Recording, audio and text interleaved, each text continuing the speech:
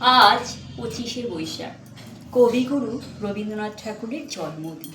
তো আমি ছোট্ট একটু 2-4টে লাইন লিখেছি, যেটা আপনাদের সঙ্গে একটু শেয়ার করব।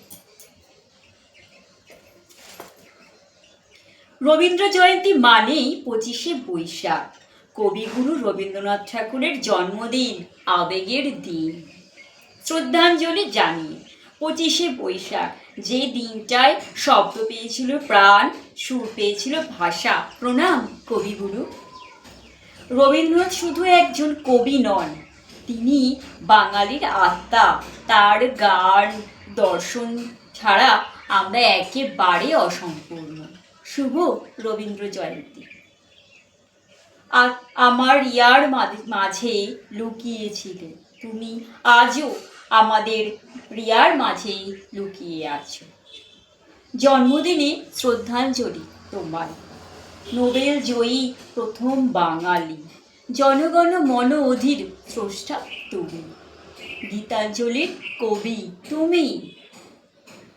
অনেক পরিচয়, কিন্তু আমাদের কাছে তুমি শুধুই রবি ঠাকুর, যিনি সুখে দুঃখে সব সময় আমাদের পাশে ছিলেন। রবীন্দ্রনাথ মানে প্রেম, প্রকৃতি, পূজা আর দেশপ্রেম, সব একসাথে। তিনি কালজয়ী, তিনি কালের মধ্যে বাধা নন। তুমি কিভাবে রবীন্দ্র জয়ন্তী পালন করো? প্রভাত ফেরি করে, স্কুল কলেজের অনুষ্ঠান করে, নাকি বাড়িতে বসে গান শুনে?